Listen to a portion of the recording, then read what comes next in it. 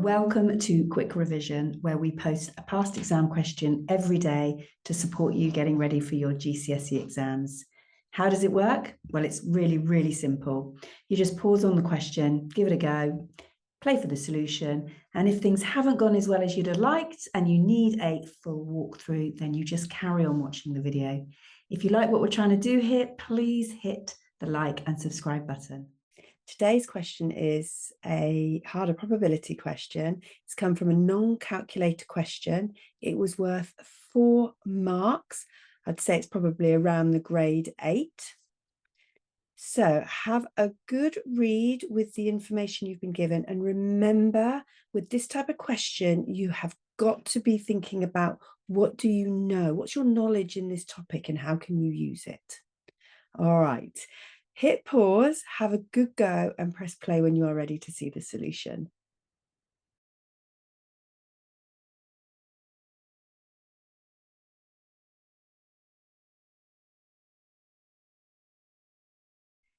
Okay, so we've got a first aid test that has 2 parts, a theory and a practical, and we have to work out the probability of passing the practical test. They've told us the probability of passing the theory is 0.75, which means we know that failing that part of the test would be 0.25. They have to add to 1. Now, we're being told that the 2 events are independent. Basically, what they're trying to do there is just tell us that whatever happens in the theory test, it has no impact on how you're going to perform in the practical. The 2 are discrete. And the fact that they are independent means that a tree diagram is going to work a treat with helping us structure this problem. So I'm going to set up the diagram. We're going to start with the theory because we have that information. So to pass, it's 0.75. To fail, it is 0.25. We've then got the practical to add to the diagram. And this is the tricky bit because this is the bit we don't have any information on. The probability of passing the practical test is a number I don't know. And when I don't know the number, I am going to put a letter in its place. So I am going to label the probability as X. I'm then using the fact that the event of it happening or not happening adds to 1 to help me write the fail. I don't want to use a different letter. I'm going to get in a pickle and not very far if I decide that failing is going to be Y. I really want to keep that letter X in the problem. So I'm using that fact and I'm going to be calling my fail 1 minus X.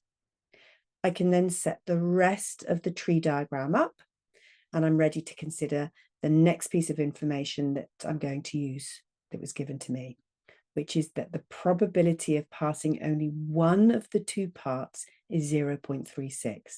I have 2 possible pathways, 2 outcomes that fit with that statement. The first one, 0.75 times 1 minus X, gives me an outcome of 0.75 minus 0.75x. The other pathway is 0.25 times x, which gives me 0.25x. Remember, we always multiply across a tree diagram. Now, I know that these 2 outcomes together give a probability of 0.36. So I'm going to add these 2 together, set it to equal 0.36. I'm going to tidy it up so it's really easy and clear for me to see each stage. So I've now got 0.75 minus 0.5x equaling that 0.36. Going to take off the 0.75 and divide through by the minus 0.5. This gives me a final result for x, which is x equals 0.78. And that is our final answer because we set x to be the probability of passing the practical test, which is what they asked us to find. Okay, they're not easy, are they? They are definitely challenging. Really try and hold on to your knowledge. It's just working out how to apply that knowledge to this question that will get you through. I will do another similar question where that algebra is coming in so that you have an opportunity ahead of your exams to see that again. Hopefully, well, we'll see how many I get through.